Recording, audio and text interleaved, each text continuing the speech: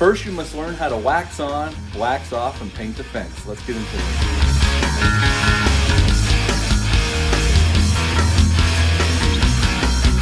Hey everyone, welcome back to my channel. Hope you're all doing well out there, and I hope you all had a great New Year's weekend. We sure did. We just spent time as a family, watched a bunch of movies, played some board games, had a good time, and now we're going to talk about one of those movies that I watched with my wife over the weekend.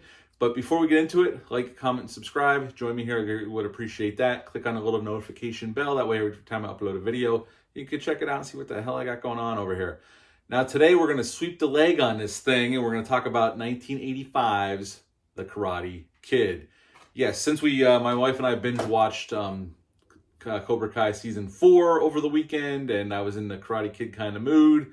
And since I own them all on Blu-ray, I figured I want to watch the original. Matter of fact, what I'm going to do now, because I'm in the Karate Kid mood, is I'm going to review 1, 2, 3, and the next Karate Kid over the next coming month and a half. I also got the Blade trilogy coming up, Scream 5 out of the theater reaction. I got Missing in Action 3 coming up later this week. So we got a lot of fun stuff along with other horror titles coming up. And keep checking back, and I'll see what I got going on over here. Now today, with The Karate Kid, came out June 22nd of 1984. It's rated PG. It's 2 hours and 6 minutes long, had a budget of $8 million, and it was a huge surprise hit for the studios because they weren't expecting it to be this big of a hit. Made $91 million in America and $131 million worldwide.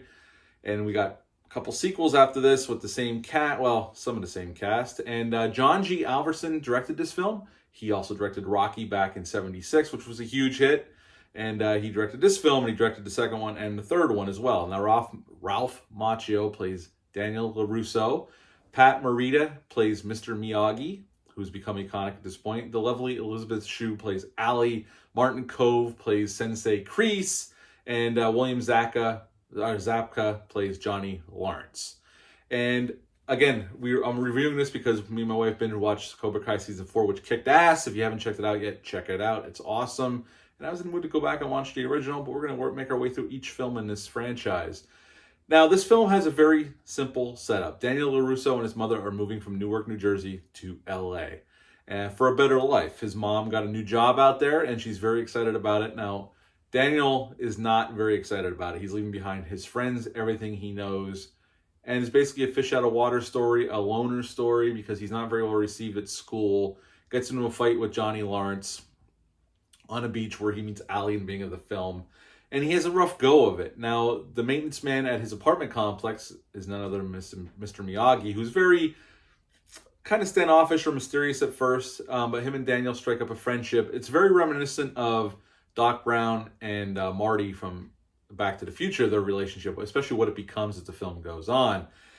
And one night, Daniel he pulls a prank on the Cobra Kai kids, especially Johnny Lawrence at this Halloween dance, and they chase him back to his apartment complex, and they start kicking his ass, and Mr. Miyagi saves him using karate, and soon after this, Mr. Miyagi agrees to train Danielson to fight in the All Valley tournament, and that is basically the rub of the first Karate Kid. Now, what to love about this film? Definitely Ralph Macchio's performance and Pat Morita's performance. Them together are the heart of this film. Yes, Martin Kove's great as Sensei Kreese, as the main bad guy, and William Zabka is great as Johnny Lawrence, and I love him in Cobra Kai all 4 seasons. He's fantastic. And I don't see Johnny as a typical bad guy. Yes, he's kind of addicted to Danielson, but Daniel brings it on himself at the beach a little bit by getting involved, although Johnny was being a dick. So, because I've heard little things out there about Danielson was the bad guy in the movie. No, I don't see it that way. Yes, he did provoke some of the things that happened to him, but Johnny was kind of a prick to him, and at the end at least he shows him respect. So he does get a redeeming quality right at the end of the film, and we'll talk about that in a second.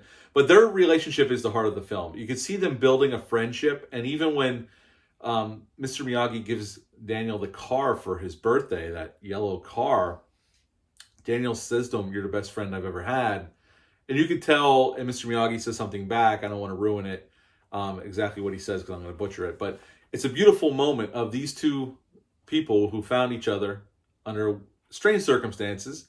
And they became really good friends, and Mr. Miyagi cherishes Daniel, and Daniel really cherishes Mr. Miyagi. He's like a father figure, but also a friend figure, and they care about each other. And there's always that wonderful scene on where Daniel's date with Ali falls through, and he goes to Mr. Miyagi's house, and Mr. Miyagi is drunk, and he's has his army uniform on because he served in World War II, got a Medal of Honor, and he's remembering he's memorizing his wife and when she passed away with his son. And it's a beautiful moment where Mr. Miyagi's so drunk, Daniel leads him to bed and tucks him in and kind of looks through some things and realizes what Mr. Miyagi went through in his life. And it even makes them closer. And it's a very sweet, emotional scene. And the director actually believes the studio wanted to cut that scene, but the director believes that he fought for it and they were able to keep it. And he thinks that's the reason Pat Morita was nominated for Best Supporting Actor that year when this film came out. Now, the Cobra Kais, yes, they're the bad guys, technically. And Mr. Miyagi even says something to Daniel about there is no bad students, there's only bad teachers, meaning that they're doing what they were told by their sensei and what they were taught, to fight dirty, to always strike first, strike hard, which is their mantra. I have their emblem on right now. And no, I don't see Johnny Lawrence as a typical bad guy. Sensei Kreese is really the bad guy here. They're just his underlings and they're following orders. And even when they get to the All Valley tournament at the end, which takes up the last 10, 15 minutes of the film, you can even see when Sensei Kreese tells the one kid to strike at Johnny's leg, and he goes, I'm going to get disqualified. And Kreese just goes, does it look like I care? Like, he just wants to win and send a message. And this kid really didn't want to do it. And when he does do it, he apologizes to Daniel right away before he gets taken out by the umpire. So, and even when Daniel beats Johnny with that kick at the end, Johnny even comes over and hands him the trophy and says, much respect, which I always thought was a little bit of a redeeming quality for Johnny right there at the end, considering how big of a dick he's been to Daniel this whole time, through this whole film. And the other kind of heart of the movie is Daniel and Ali's relationship. It's really a high school type relationship, but the filmmakers did something smart with their relationship. There's a few times where they're a little bit they're a little bit angry at each other, at odds, but they don't dwell on it. It would have been easy just to dwell on it like a TV soap opera drama, which a lot of movies, especially teen movies, have a tendency, especially nowadays, to delve into, like just devolve into this petty crap where if they just talked it out for more than 30 seconds, they would fix this shit and get on with their lives. In this movie, they don't harp on it. Yes, they're angry at each other. There's a quick conversation and they're on to the next thing. They don't dwell on it. It's a smart thing to do because you can get bogged down. It gets annoying. The Hallmark movies are famous for this, where one person hears something from somebody else about the person they like, and then they just take off without discussing it with that person, not knowing the actual truth. And then at the end, although it's their formula at this point, in the last 2 minutes they make up and then you have a happy ending. I always, so formulaic and such bullshit. If people would just talk for more than 30 seconds, they could hash this shit out. And this film smartly does that. And I appreciate that about that. Even back in '84, they got that shit right. So God bless the Karate Kid. The writers got that one right. Ralph Macchio was 22 during filming of this film. Actually, Elizabeth Shue was at Harvard studying. She was at college, and she actually broke off from college to come film this film, although that's why she wasn't in the sequel, because they started filming the sequel pretty quickly after the first one was released, and she was at college and she couldn't reprise her role. This was the top video rental of 1985. I remember renting this in a video store. I watched it with my family. I rented it lots during that time period. It was on HBO. It was in the rotation of movies they showed a lot. And this is a movie I grew up with. I love The Karate Kid. It has a great message for young people, especially ones that are getting bullied, to stand up for yourself, but, do it in a respectful manner. And I really think this is a really well done film. And I would give The Karate Kid a 9.5 out of 10. I really enjoyed this film. It's a perfect movie for the 80s. It's really well done. 9.5 out of 10. I love The Karate Kid. What are your thoughts on this film? Leave a comment down below. Let me know. Hit the thumbs up, hit the subscribe button, share this video. I would appreciate that.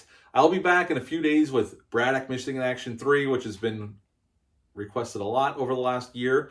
I'm finally going to get around to it, and I'll be back with that soon. Until then, bye.